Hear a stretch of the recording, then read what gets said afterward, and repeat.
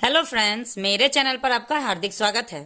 आज की वीडियो हमारी बहुत ही खास होने वाली है क्योंकि आज जो टॉपिक मैं लेके आई हूँ वो बहुत ही इम्पोर्टेंट टॉपिक है। वो कहीं का अलग का झूठा बनाया हुआ बनावटी कहानी नहीं है। ये एक रियलिटी है जो हमारे समाज में हो रहा है और हमारे लाइफ में ये है। तो आज का हमारा टॉपिक है जिसका नाम है वर्ल्ड हेल्थ ऑर्गेनाइजेशन, जिसको हम शॉर्ट में WHO कहते हैं। WHO क्या है, एक लाइन में अगर आप समझना चाहेंगे तो समझ लीजिए कि है बच्चा से लेके बूढ़ा से बूढ़ा तक सभी के स्वास्थ्य की जिम्मेदारी, सभी के हेल्थ की जिम्मेदारी वर्ल्ड हेल्थ ऑर्गेनाइजेशन यानी कि WHO को जाता है। वर्ल्ड का मतलब होता है विश्व, हेल्थ मतलब स्वास्थ्य, ऑर्गेनाइजेशन संगठन, विश्व स्वास्थ्य संगठन। द वर्ल्ड हेल्थ ऑर्गेनाइजेशन, विश्व स्वास्थ्य संगठन, जिसको हम शॉर्ट में WHO कहते हैं। ये भी एक जीके का क्वेश्चन होता है कि what is the full form of WHO। तो the full form of WHO is world health organisation. चलिए, एक चीज आप लोगों ने जाना, is a specialized agency of the United Nations responsible for international public health। जैसा कि अभी मैंने आप लोग को बताया कि इंटरनेशनल यानी देशों से लेके विदेशों तक, बच्चा से लेके बूढ़ा तक सभी के स्वास्थ्य की जिम्मेदारी इसी ऑर्गेनाइजेशन को, इसी संगठन को जाता है। इज मतलब है, ए मतलब एक, ये सिर्फ एक इकलौता विश्व में सिर्फ एक ही ऑर्गेनाइजेशन ये है। स्पेशलाइज्ड मतलब विशेष, एजेंसी,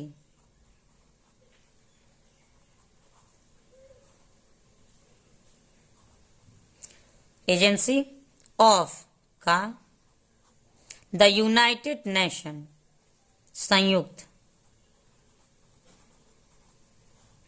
राष्ट्र, रेस्पॉन्सिबल जिम्मेदार, रिस्पॉन्सिबल का मतलब होता है जिम्मेदार, यानी कि कौन जिम्मेदार है, ये खुद जिम्मेदार है। फॉर के लिए, इंटरनेशनल यानी अंतरराष्ट्रीय, नेशन और इंटरनेशनल यानी कि राष्ट्रीय और इंटरनेशनल अंतरराष्ट्रीय। पब्लिक सार्वजनिक, हेल्थ मतलब स्वास्थ्य। देखिए, अभी मैंने आप लोगों को एक लाइन में समझाया था कि WHO का कार्य क्या होता है, तो पूरे हमारे विश्व के स्वास्थ्य की जिम्मेदारी लेना। The world health organisation is specialised agency, विश्व स्वास्थ्य संगठन एक विशेष एजेंसी है। किसका एजेंसी है ये? संयुक्त राष्ट्र की एजेंसी है, जिसका जिम्मेदार या जिसके ऊपर जो जिम्मेदारी होती है, इसकी जिम्मेदारी क्या है, तो अंतर्राष्ट्रीय सार्वजनिक स्वास्थ्य के लिए, अंतर्राष्ट्रीय सार्वजनिक स्वास्थ्य के लिए ये जिम्मेदार होता है। इट्स हेडक्वार्टर, इट्स मतलब इसका, यहाँ पे एपोस्ट्रोफी एस, इसका मतलब का, के की लगाया गया, तो इट का मतलब होता है इस, और एपोस्ट्रोफी एस का मतलब का, इसका। ठीक है, इतना का मतलब होगा इसका। तो इसका मुख्यालय, हेडक्वार्टर मतलब मुख्यालय, इसका मतलब इसका ऑफिस जो होता है, मेन ऑफिस, सबसे मेन जो ऑफिस है वो कहाँ पे है। इसका मुख्यालय इज मतलब है, इन मतलब में, जिनेवा स्विट्जरलैंड।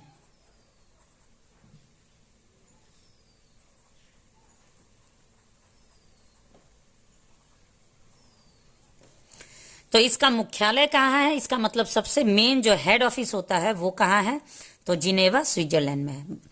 बात को बहुत ध्यान से देखिएगा, ये टॉपिक बहुत ही इंपॉर्टेंट है, एक एक पॉइंट को ध्यान से देखिएगा, ये आप लोग के स्टडी में भी काम आने वाला है। एंड मतलब और, हैज मतलब है, 6 रीजनल ऑफिसेस, रीजनल का मतलब होता है क्षेत्रीय ऑफिस, जिसको हम कार्यालय भी कहते हैं, एंड मतलब और 150 फील्ड ऑफिस। फील्ड ऑफिस और रीजनल ऑफिस का मतलब क्या होता है? जैसे हमारे देश में एक सेंट्रल गवर्नमेंट है जो कि दिल्ली में है, ठीक है। उसके बाद उसने अपना क्या बोलते हैं, सर्विस प्रोवाइड करने के लिए छोटे छोटे ग्रुप्स बनाए हैं, जिसको स्टेट गवर्नमेंट कहते हैं। तो स्टेट गवर्नमेंट में वो अपना सर्विस प्रोवाइड करता है। स्टेट गवर्नमेंट वाले क्या कर रहे हैं, अपने अपने स्टेट का जिम्मेदारी लेते हैं, और उसके बाद उन लोगों ने पंचायत बनाया है, जिला बनाया है।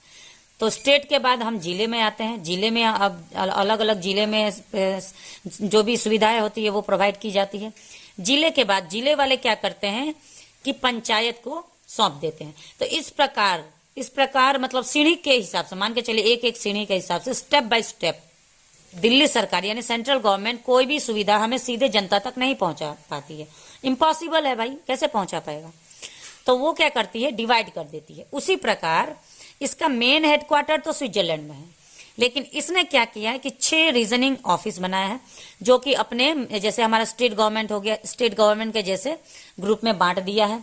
उसके बाद उन लोगों ने अपने फील्ड में यानी कि छोटे छोटे ग्रुप्स में, कस्बे में ऑफिस बैठाए हैं, जो कितना है 150 फील्ड ऑफिस है। इसको भी हम क्षेत्रीय ही कहते हैं, लेकिन ये छोटे कस्बे के ऑफिस होते हैं। कार्यालय का चलिए हम कह देते हैं। वर्ल्ड वाइड, पूरे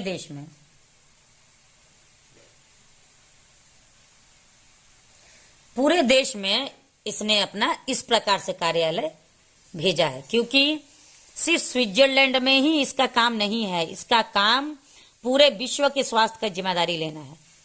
तो पूरे विश्व की स्वास्थ्य की जिम्मेदारी लेने के साथ इसको क्या करना पड़ेगा, अपना जो भी सुविधा है उसको तो पहुंचाना पड़ेगा ना भाई, कहीं ना कहीं तो पहुंचाना पड़ेगा, हर एक कोने तक पहुंचाना है। तो कोने में पहुंचाने के लिए पूरे देश में इस प्रकार क्षेत्र कार्यालय बनाए गए हैं, जो कि छोटे छोटे कस्बे में है। रीजनल ऑफिस जो कि थोड़ा सा उससे मेन होता है, ठीक है। The WHO was established.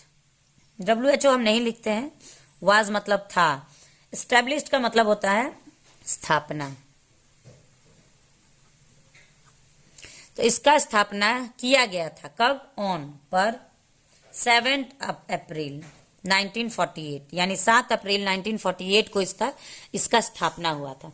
ये भी जीके का क्वेश्चन है कि WHO की स्थापना कब की गई, तो WHO की स्थापना 7 अप्रैल 1948 को की गई।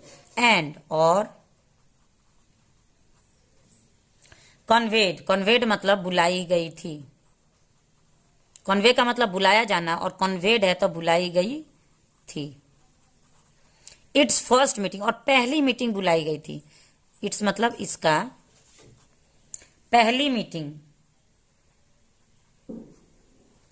मीटिंग कब बुलाया गया था, ऑन मतलब पर 24 जुलाई ऑफ दैट ईयर, मतलब जिस साल इसकी स्थापना की गई, यानी कौन से साल, 1948 में इसकी स्थापना की गई है। और उसी साल 24 जुलाई को, अप्रैल के बाद जुलाई आता है, ठीक है। तो 7 अप्रैल को तो चलो एस्टेब्लिश हो गया, स्थापना हो गया, उसकी शुरुआत हो गई। पहली मीटिंग बुलाई गई, उसके बाद 24 जुलाई को बुलाई गई, उसी साल, उसी वर्ष, ठीक है। इन प्रेजेंट, वर्तमान में, एवरी ईयर, हर साल। अब जब इसकी स्थापना हो गई है, पूरे देश में इसका सेवा पहुंचने लगा है, तो अभी वर्तमान में जिस समय में हम लोग जी रहे हैं, इसको हम प्रेजेंट कहते हैं। तो वर्तमान में हर साल 7 अप्रैल, 7 अप्रैल, क्यों 7 अप्रैल, क्योंकि उसी दिन उसकी स्थापना हुई थी। तो इतना तो याद रहेगा कि जिस दिन स्थापना हुई थी उसी दिन, इस मतलब है सेलिब्रेटेड, मनाया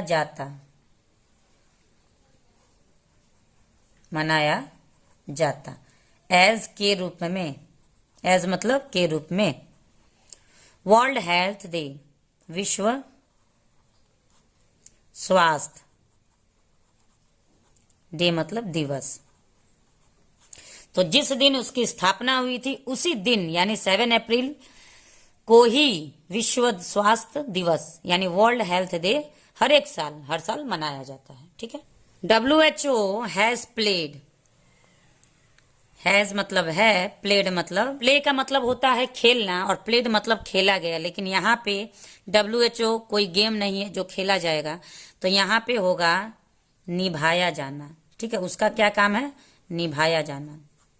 तो प्लेड ए एक लीडिंग रोल, अहम भूमिका, अहम भूमिका।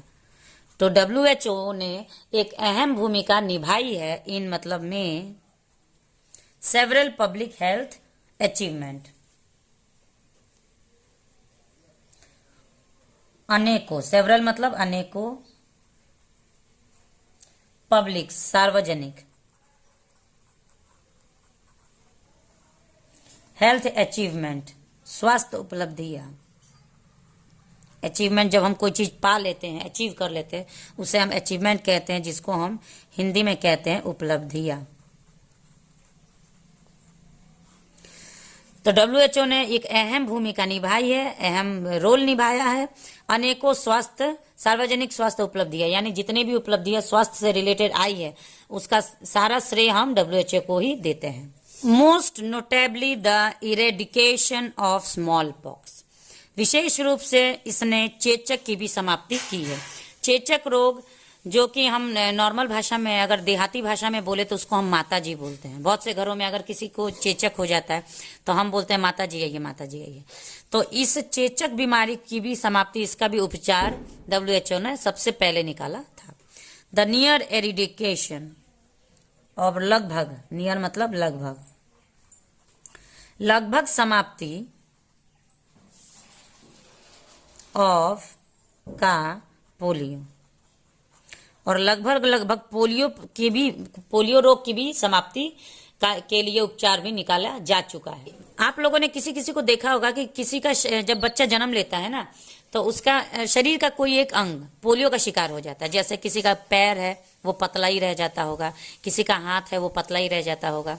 तो वो शरीर का बाकी अंग तो ठीक है, वो बढ़ गया है, उसमें विकास आ गया है, लेकिन उस हिस्से में विकास नहीं पहुंच पाता है। उसी को हम पोलियो की बीमारी कहते हैं। जैसे वो बैसाखी लेके चलते हैं, पतला पतला पैर रहता है, हाथ एकदम पतले पतले से रहते हैं, खा भी नहीं पाता आदमी, वो हाथ में कोई भी एक्टिविटी ही नहीं हो पाता है।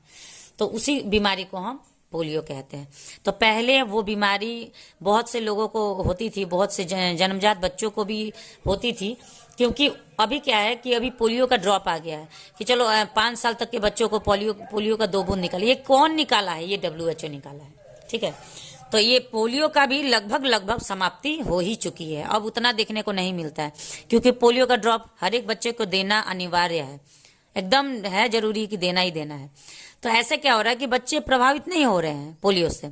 और पहले के बच्चे जानकारी के अभाव में, लोग जागरूक नहीं थे इन सब के बारे में, तो बहुत सी माताएं अपने बच्चों को पोलियो का ड्रॉप भी नहीं पिलाती थी, जिसकी वजह से बहुत से लोग पोलियो के शिकार हो जाते थे।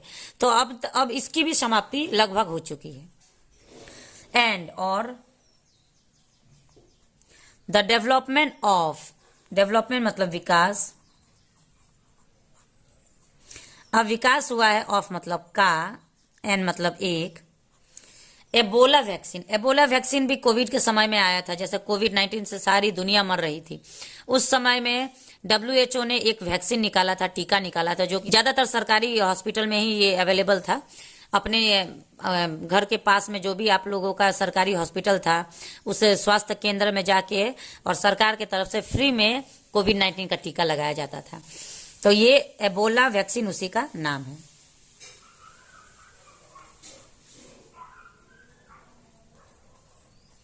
ठीक है। इट्स करेंट प्रायोरिटीज, इट्स मतलब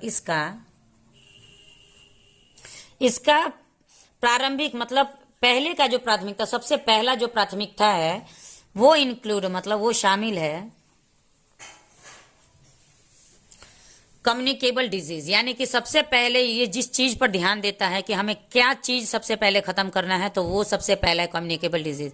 कम्युनिकेबल डिजीज हम किसे कहते हैं? वैसी बीमारियां जो किसी भी इंसान के संपर्क में आने से किसी और को हो जाती है, उसको हम कम्युनिकेबल डिजीज कहते हैं। यानी कि वो कम्युनिकेट कर रहा है, वो एक से दूसरे को हो रहा है, तो ऐसे को हम कम्युनिकेबल डिजीज कहते हैं, जिसका उपचार करना WHO के सबसे पहला कार्य बन गया है, जिसको हम हिंदी में संक्रामक रोग कहते हैं, जो संक्रमण से होता है, किसी एक के संपर्क में आने से हो जाता है। पार्टिकुलरली जैसे कि एचआईवी एड्स के बारे में तो सभी को पता है, इसमें कुछ बताने वाली तो चीज नहीं है। एबोला कोविड-19, अभी मैंने आप लोग को बताया कि एबोला कोविड-19 के समय में जो वैक्सीन आई थी, जो सारे सरकारी हॉस्पिटल्स में उपलब्ध थी, फ्री में दिया जा रहा था, उसका नाम था मलेरिया। भी मच्छर के काटने से जो रोग होता है उसको हम मलेरिया कहते हैं। एंड ट्यूबरकुलोसिस, ये भी एक रोग है जिसको हम ट्यूबरकुलोसिस कहते हैं। नॉन कम्युनिकेबल डिजीज, और ये सारे जो अभी मैंने बताए, HIV AIDS, Ebola, malaria, tuberculosis, ये सब संक्रामक रोग है, यानी कम्युनिकेबल डिजीज है, जो एक के संक्रमण से किसी और को हो सकता है। नॉन कम्युनिकेबल मतलब असंक्रमित, असंक्रमित रोग सच एज, जैसे हार्ट डिजीज, हृदय रोग।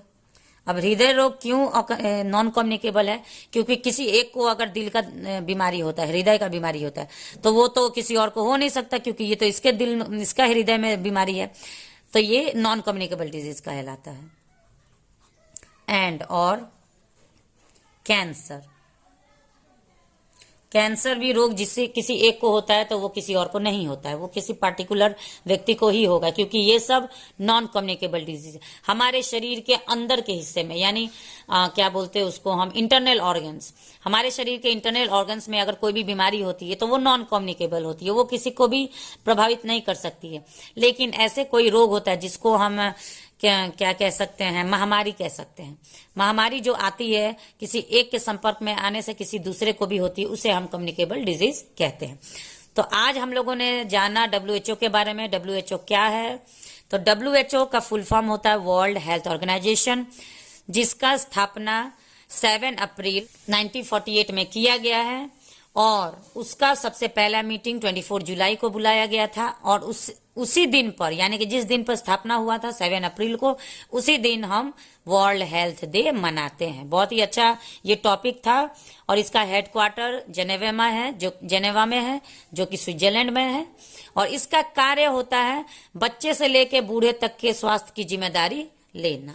तो उम्मीद है कि आज का ये टॉपिक आप लोग को बहुत ही बढ़िया से समझ में आ गया होगा, जिसमें हम लोगों ने कुछ अलग अलग चीज देखा, कम्युनिकेबल डिजीज देखा, नॉन कम्युनिकेबल डिजीज देखा, उसके बारे में देखा, डब्ल्यूएचओ के बारे में देखा, एचआईवी के बारे में देखा। ठीक है, तो आज का वीडियो हमारा यहीं पे है। मिलते हैं नेक्स्ट वीडियो में एक और इंटरेस्टिंग टॉपिक के साथ। तब तक के लिए thanks for watching the video and have a nice day.